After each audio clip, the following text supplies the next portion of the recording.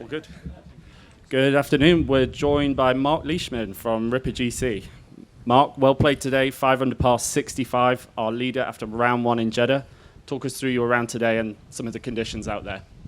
Yeah, it was pretty tough. Fair bit of wind, and it was nice to be fine in the middle of the face. I played pretty well today and made a couple of good putts to go along with it. So when the conditions are tough like they were today, it's nice to get a good score on the board, and hopefully I can keep it going for the rest of the weekend. Ripper in the middle of the table this season, but off to a quick start this week in Jeddah, currently tied for the lead.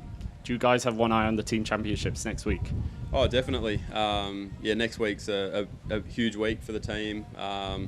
We got close there last year, finishing second, and I know all the boys want to try and go one better than that. So, obviously a big week this week, but next week's going to be hopefully another week of good golf, and we can try and get a win on the board. Awesome. Pass it over to Mike.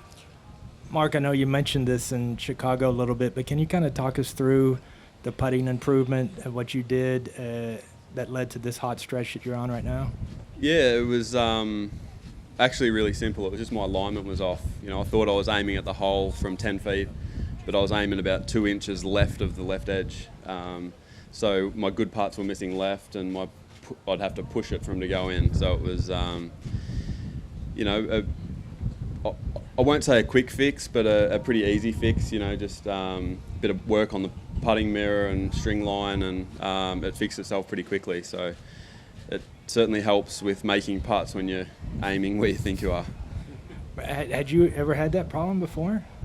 No, not for a while. Early on, yes, but not for a long time. So I actually changed from a putter without a line. I haven't used a line on the putter for probably 6 years.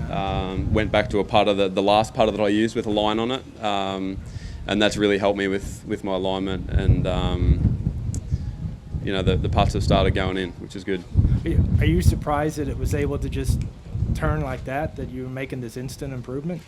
Not really. I felt like I was playing good golf, and I felt like I was hitting good putts. They just weren't going in, and it all made sense once I worked that out. So it was frustrating that it was something so simple, and I didn't click that it was what it was. But I'm glad that it was something so simple, and we didn't have to rebuild the putting stroke. So I don't have to think about it now. I just free it up, and hopefully they roll in.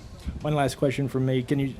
Has there much chatter in the team room about Cam and possibly winning the individual title this week? We're all aware of it, but we haven't spoken about it, to be honest. Obviously Cam's a big process guy, as we all are, and I know if he just plays, or he knows if he plays well this week, things will take care of themselves. And I think when you start thinking of outcomes, that's when things can go south. So he's just trying to take care of his job. Us lads are trying to take care of ours, and hopefully as a team we can have a really good week, and Cam can have a good week individually, and come away with that team with the individual championship. Thanks. Go ahead, Matt. Hi. Mike just almost stole my question there. So I'll quickly amend it. With yourself leading, it's early days, but with yourself leading, Cam leading, the team tied third, what would a hat-trick mean for you this week? It would be a fun plane ride to Miami. I think, like I say, we're all process guys, and we try not to get ahead of ourselves. That hasn't even entered any of our heads, I don't think, but that would certainly be a good way to end the regular season and go into Miami next week. It might not be so good for the golf next week, but it would certainly be a lot of fun. Thank you. Just pass it over to some of our local media. عبد العزيز إدريس من القناة الإخبارية. سؤالي كيف ممكن يحافظ على الصدارة إلى نهاية البطولة في ظل المنافسة القوية في هذه البطولة والمرشحين الكثيرين؟ Welcome, Marc. Abdulaziz Idris is from the Saudi News Channel, and he's asking you about, obviously, great performance. Well done. What are your thoughts going to round 2, round 3, and how are you planning on, keeping your position and taking it all all the way to the end? Yeah, I mean, obviously it's great to get off to a good start, and I just want to keep doing what I've been doing, just concentrating on hitting good shots. Hopefully I can make the putts and continue to read the greens and the wind right. You know, it's quite difficult when the wind's blowing like it is at the moment, but growing up in a really windy place, I enjoy that, and I think that's a big part of my success in the wind maybe. So hopefully I can continue playing like I did today and have 2 more low scores. Great. سؤال آخر. بلال عظم سعودي جازيت عنده كاز كيف يشوف المنافسة في البطولة وكيف التجربة هي في مدينة الملك عبد الله الاقتصادية رويال جرينز. Mark, this is Bilal is asking you on behalf of Okaz and Saudi Gazette. As you said just now, like the competition out there is really fierce and top players are out there. Like, how do you actually see competing with them and having to keep the lead against such great field? Yeah, it is a great field, and a lot of guys have played well this year and coming towards the end of the season. So, we've all got the same goal, that we want to leave here with a trophy. It is a good field, but I'd like to think I'm one of the good players as well. So, just got to take care of my job. Hopefully, I can play good for the next 2 days, and you never know how everyone else plays, but I'll just try and do what I can. No worries. سؤال yeah, one more if you may. أحمد الرايقي العربية خاض 12 جولة في وقت سابق، الآن 13 جولة.